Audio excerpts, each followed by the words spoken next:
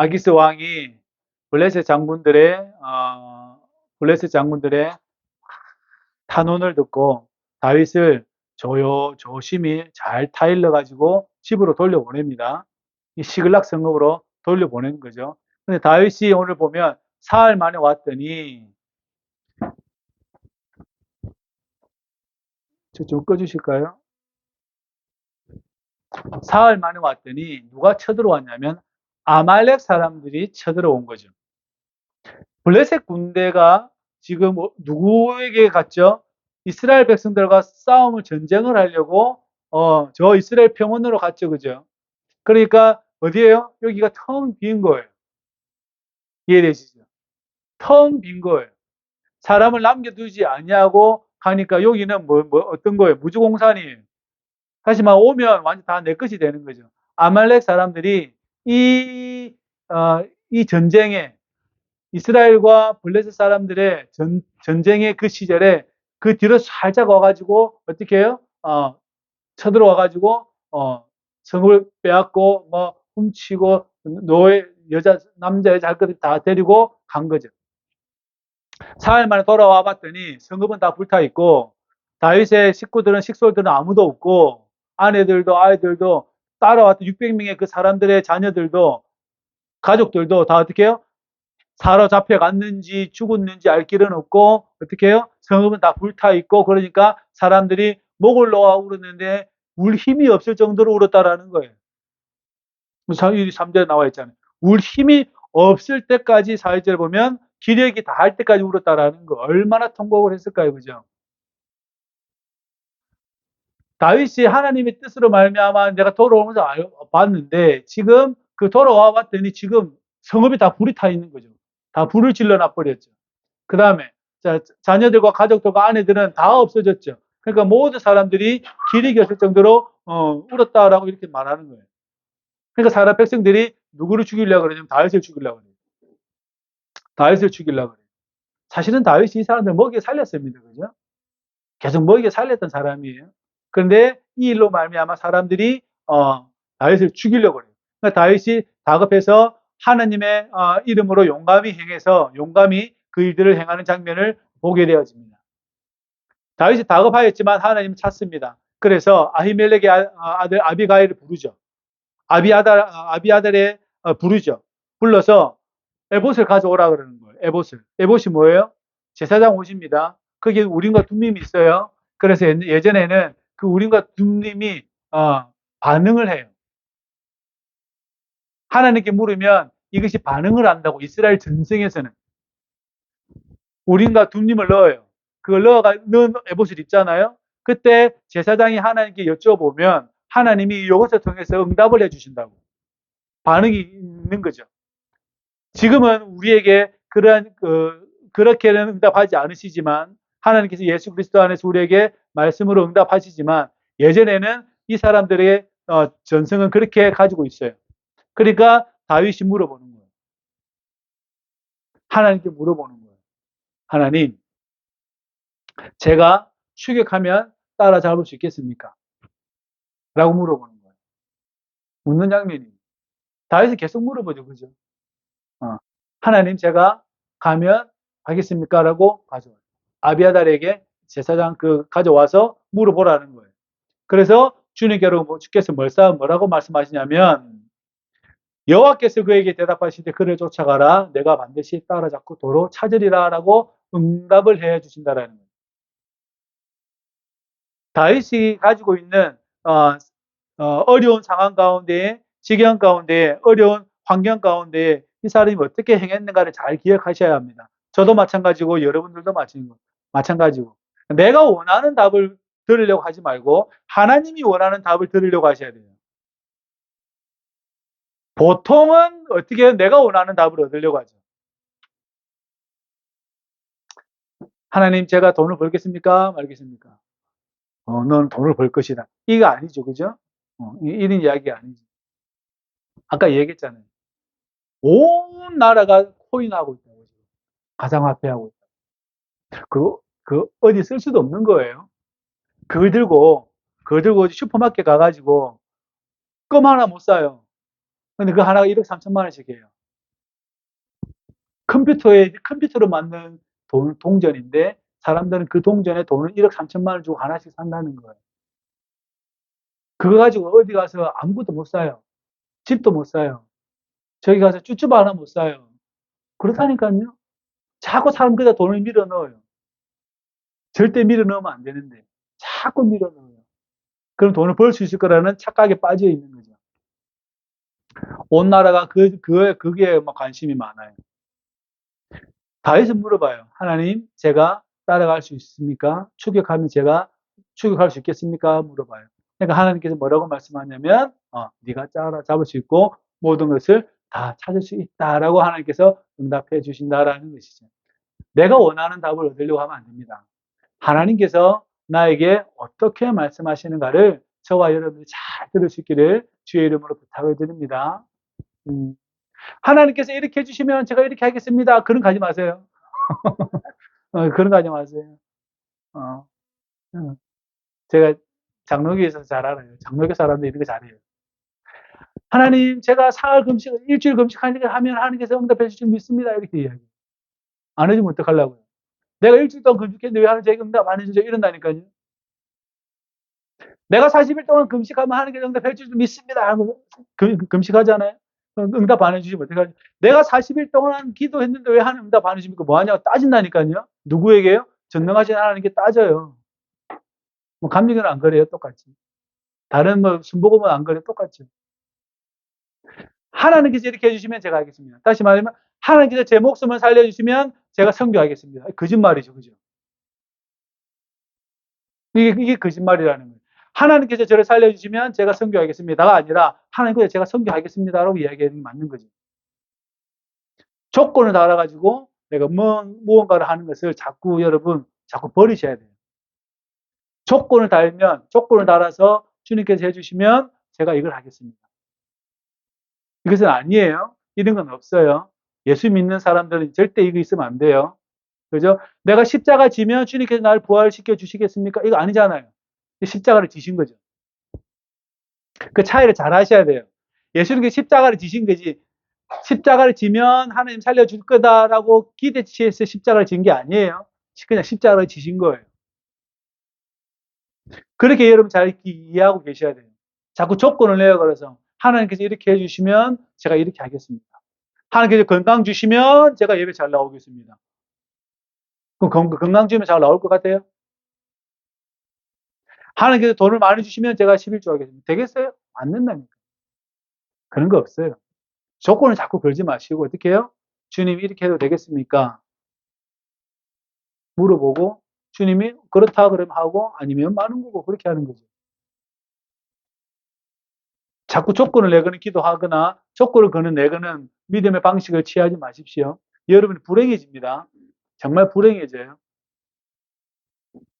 그러니까 하나님께서 대답해줘요. 네가 반드시 따라 잡을 것이다. 그러니까 다윗이 600명과 사람을 데리고 가는데 여기에 600명 중에 200명이 많이 고나고 피곤했어요. 그래서 부솔 시내가에 두고 400명이 쫓아가요. 그죠? 쫓아가요. 600명이 가는데 나중에 이게 문제가 됩니다. 어떤 문제가 되는지 아시죠? 600명이 막 추격하러 가는데 400명은 좀 괜찮은데 컨디션이 괜찮은데 200명은 피곤했어요. 그러니까 부솔 시내가에 두고 400명이 쫓아가는 거예요. 쫓아가다가 누구를 만나냐면 애굽 소년을 한 명 만나요. 애굽 소년. 이집트 청년을 하나 만나요. 너가 누구냐? 그러니까 나는 애굽 사람입니다. 나는 블레셋이 아니라 아말렉 사람의 종이었는데 내가 병이 들어가지고 나를 버리고 가버렸습니다. 나를 버리고 가버렸습니다. 뭐 굶어 죽든지 말든지. 물도 못 마시고 먹어도 못 먹던 이 사람에게 다윗이 공급합니다. 그죠? 공급하고 너가 지금 아말렉 그 군대 진영까지 나를 인도해 줄 수 있냐?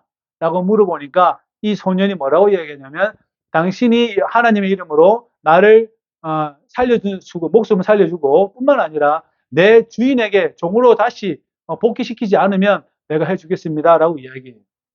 그죠? 그래서 다윗이 오케이. 그래서 애굽 소년이 그 아말렉 있는 군대까지 갔어요. 가보니까 가관인 거죠. 왜냐하면 이제 우리를 치러 온 사람도 없고,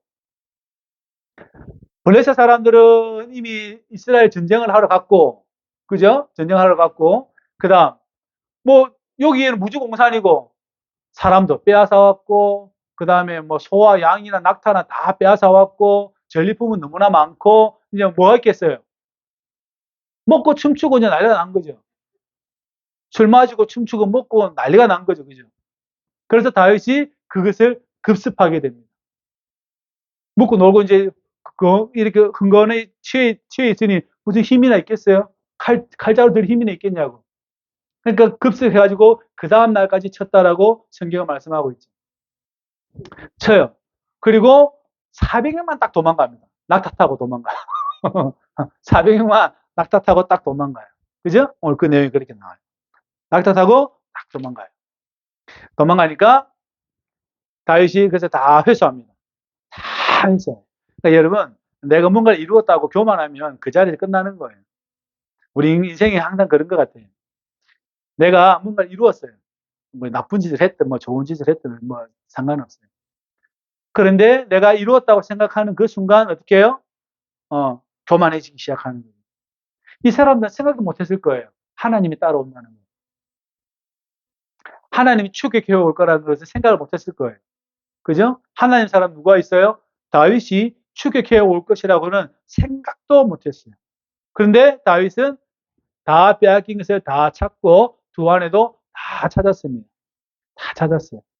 그러니까 이제 사람들이 이것을 보고 다윗의 전리품이다라고 또 칭송을 하기 시작한다라는 거예요. 자, 이제 그때 문제가 발생합니다. 다시 이 400명과 그 전리품과 그 처자들과 가족들을 데리고 복귀하는데 부솔 시내가에 왔어요. 왔는데 어떤 일이 벌어지냐면 그 400명 중에 이 불안당들, 깡패 같은 놈들, 좀 질이 나쁜 사람들이 섞여 있었던 거죠. 뭐라고 얘기하냐면 처자만 주고 가족들만 주고 요 200명 우리는 열심히 가서 전장에서 싸웠는데 이 200명은 여기서 쉬지 않았냐. 전리품까지 줄 필요는 없고 뭘 주라는 거예요. 처자, 가족들만 돌려보내고 전리품은 우리가 다 취하자라고 이렇게 이야기하는 거예요.